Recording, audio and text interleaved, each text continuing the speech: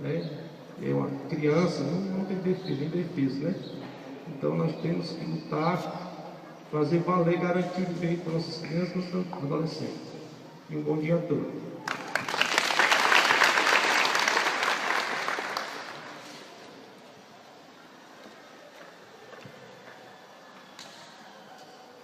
Bom dia a todos. Agradecendo aqui a oportunidade e relatando a importância que a escola está fazendo nessa semana. O que é que acontece? Amanhã é o dia D contra o abuso sexual e a violência sexual, contra a exploração dessas crianças. O que é que acontece?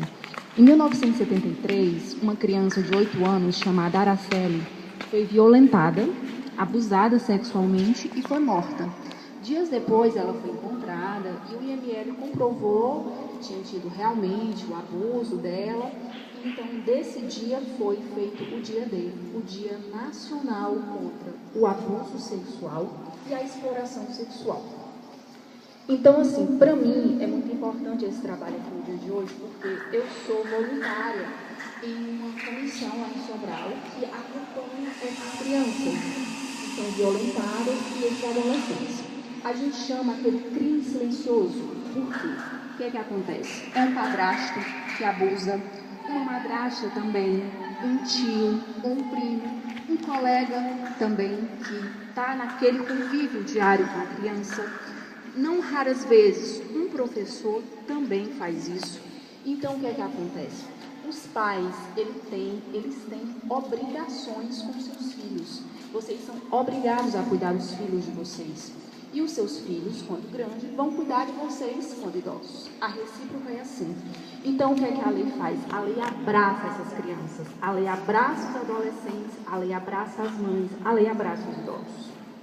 Então, quando tem um tipo de crime desse, o que é que acontece? Como a Célia falou, o diretor sabe primeiro mais do que o pai. Por quê?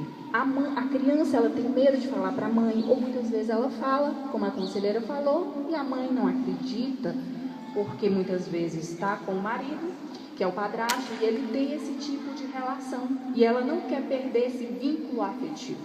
Então ela fecha os olhos e acha que é assim, vai passar, é só uma fase. Aquela fase do amiguinho imaginário que a criança tem, só que a criança começa a dar sinais. Como é que ela vai dar esses sinais? Na escola, porque é ali onde ela está todos os dias. E o professor, ele tem esse contato diário. Ele sabe quando o seu aluno está bem.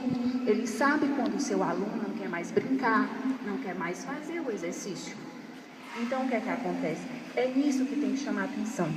Automaticamente, quando o diretor toma conhecimento, chama o conselho tutelar. O conselho tutelar é muito importante. A psicóloga é super importante e o assistente também. O que é que acontece? Chama o conselho, conversa com a criança, chama a família.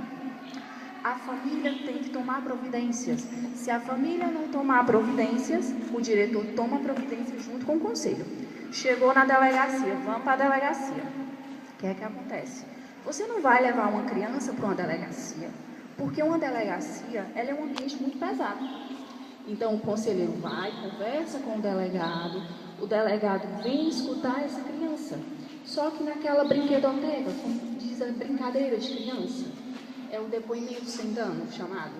Então, assim, o delegado ele vai ouvir essa criança juntamente com o conselho, com esses profissionais, com o psicólogo, com o assistente, do início ao fim do processo.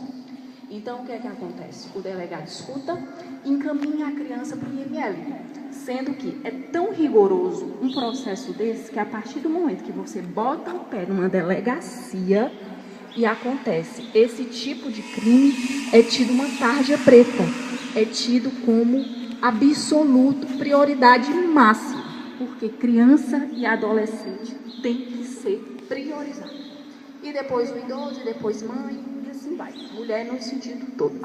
Então, o que é que acontece? Você chega com o delegado, faz aquele depoimento, o conselheiro vai conversar, a psicóloga também, com aquelas brincadeiras, e a criança começa a ter segurança e começa a dizer. Aí o delegado vai encaminhar para o IML. Quando ele encaminha para o IML, não é qualquer médico.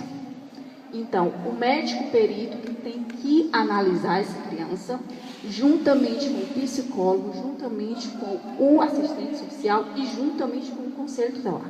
O conselho tutelar ele é muito importante numa cidade. As pessoas veem o conselho tutelar muitas vezes como um inimigo.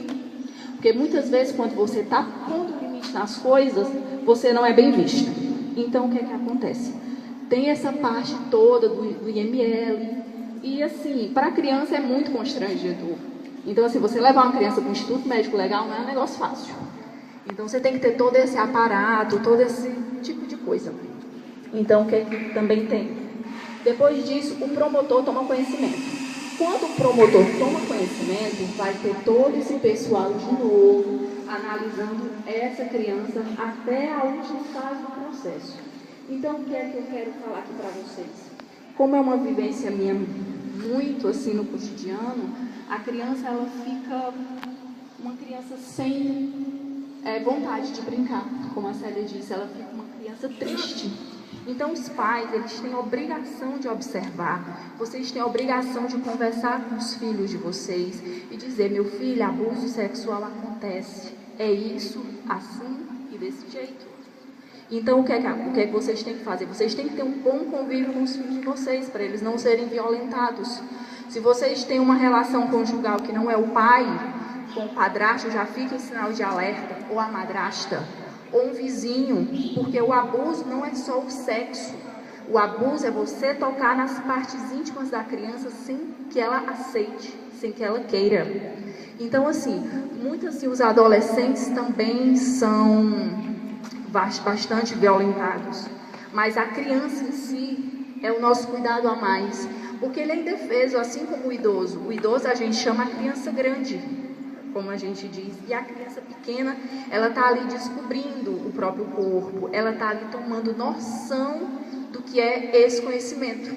Então, assim, o que eu queria deixar para vocês, que todos os dias vocês prestem atenção, acompanhem o filho de vocês na escola, se ele está fazendo exercício, se ele está indo todo dia, se ele está tendo algum comportamento, até uma mancha diferente, veja, porque os filhos de vocês são importantes. E vocês podem responder criminalmente por negligência deles. O pai que não cuida do filho, ele pode responder por abandono de incapaz. E a pessoa que comete um abuso sexual ou uma exploração sexual, que ela ganha dinheiro com o sexo da criança, que ela faz todo aquele aparato, toda aquela encenação, ela também responde. E quando essas pessoas são realmente condenadas, elas vão para a cadeia. E lá elas vão sofrer todo tipo de consequência. Os próprios presos abusam. E você não pode fazer nada, porque já é uma cultura deles. Então, o que é que eu quero passar para vocês? Conversem com os filhos de vocês, acompanhem, veja que isso não é um crime que está do outro lado da televisão, está aqui todos os dias. Colegas podem sofrer isso. E vocês podem fazer as chamadas denúncias anônimas. É só ligar para o Disque 100, procurar o Conselho Tutelar. O Conselho Tutelar, gente, é muito importante numa cidade, como eu já refrisei. É demais, porque ele é quem dá aquele aparato às crianças e aos adolescentes. Então, assim, o que eu queria deixar para vocês aqui, essa semana aqui na escola está sendo muito importante, de salutar a relevância desse momento. E também, lembrem dos filhos de vocês. É importante, conversem, vejam, acompanhem, analisem, porque abuso acontece todo dia. Só para você ter ideia, a cada 8 minutos, uma criança é violentada sexualmente. Não é uma coisa do outro mundo, é uma coisa que está aqui no cotidiano. A cada 30 quilômetros é registrado um ponto de prostituição infantil. Eu sei disso porque lá em Sobral, infelizmente, é conhecido como um dos casos mais emblemáticos de prostituição infantil. As pessoas ganham dinheiro e as crianças começam a achar isso interessante, no sentido de que estão recebendo presente. Menino adora presente? Mulher adora essas coisas, maquiagem, então elas ganham aquele presente e fazem sexo por aquilo e começam a achar normal. E os pais, que eram os primeiros a denunciar, não acham aquilo ali, passa despercebidamente. Eu não tenho como manter meu filho, deixa ele fazer o que quer. Deixa ele fazer uma pergunta. Faça. É assim, você diz que quando a criança é abusada, ela tem que ir para um médico, um ML, um médico especialista, né? Só que eu acho que já ouvi falar muitos casos, que eu acho que o conselho sabe, não vou citar também o nome igual a Célia falou, que chega a ser abusada, mas vai para o hospital e aqui não tem um médico preparado para fazer o exame, né? Só faz examinar a criança e diz, não consta nenhum abuso. Aí bota ali, pronto, vai para a justiça, não dá em nada, e no outro dia o elemento está no meio da rua. Como a gente tem casos aqui que acontece isso, né? O médico examina e não dá em nada, porque não foi aquele abuso de praticar o sexo, né? Só foi aquele de aliciar a criança. Tem muitos casos aqui, assim. Devia botar um médico no hospital especializado só para aquele caso e examinar as crianças e dizer, não foi aquele ato, mas foi outro tipo de ato. E condenar a pessoa do mesmo jeito. Eu acho que deveria ser assim. Pronto, é assim. O abuso, ele não é só físico, o abuso ele é psicológico. E é o pior abuso, é uma criança psicologicamente abalada. Então, assim, o que é que acontece? Quando a lei diz que tem que ser um médico perito, ele é um médico mais especializado e juntamente com a equipe de conselheiros, assistentes e psicólogos, elas vão acompanhar essa criança até o final do processo. Então, o que é que o delegado tem que fazer na cidade? Ele tem que encaminhar a criança para o IML mais próximo. Porque se eu encaminhar ela para um hospital aqui, eu vou estar cometendo 2 erros. Um crime administrativo, porque eu estou burlando a lei nesse sentido, e outro, eu estou deixando aquela criança provavelmente negligenciada, porque um médico... E exposta a todo mundo dentro do hospital, porque a criança entrando sabe tudo que aconteceu, né? Exatamente. Em cidade pequena, todo mundo sabe da vida de todo mundo. Então, quando é questão de abuso, o que é que acontece? Todo mundo sabe das coisas. Então, a mãe fica com vergonha, a criança mais ainda, porque fica na escola, os coleguinhas comentando. Então, tudo quanto é respeito de menor é segredo de justiça. O máximo possível. Tratou menor de 18 anos é segredo de justiça no máximo absoluto.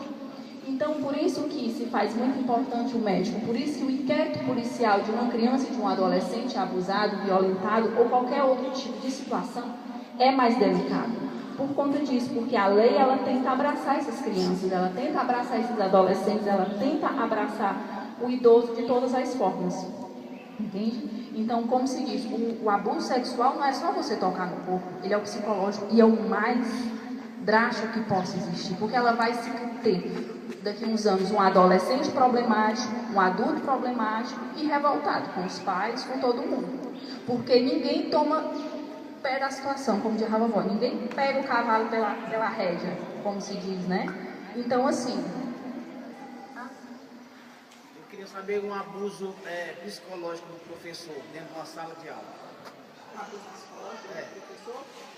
Bom, eu tenho que analisar esse dependendo do caso concreto. Porque para ser considerado abuso sexual, porque nós estamos falando aqui diretamente do abuso sexual. O abuso em sala de aula, ele tem várias vertentes. Então, para eu poder lhe dar um olhar clínico mais apurado, você teria que me falar com mais propriedade sobre o assunto.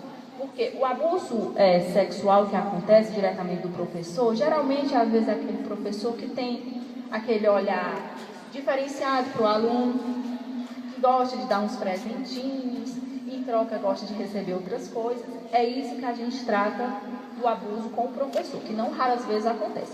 Mas esse abuso mesmo do professor em sala de aula, eu tinha que ter um olhar mais apurado para poder lhe dizer uma resposta mais correta. Tudo bem? Mais alguma pergunta, sim? Lembrando aqui, a questão da pedofilia. Como a psicóloga falou, a pedofilia, ela não é tida assim. No direito penal, a gente não tem um crime de pedofilia e nem no Estatuto da Criança e do Adolescente a gente tem esse crime de pedofilia. O que é que nós temos? O pedófilo é uma pessoa mentalmente doente, que ela sente desejo por crianças de 10 anos, 8 anos de idade, até 12, porque a criança é até 12 anos. Então, esse tipo de pessoas, eles se sentem automaticamente assim, enaltecidos em ver foto de crianças.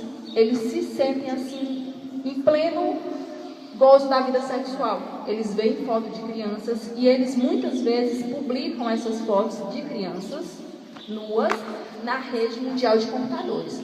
Automaticamente, na hora que ele faz isso, ele é considerado um pedófilo que está cometendo um tipo de violência. E esse tipo de violência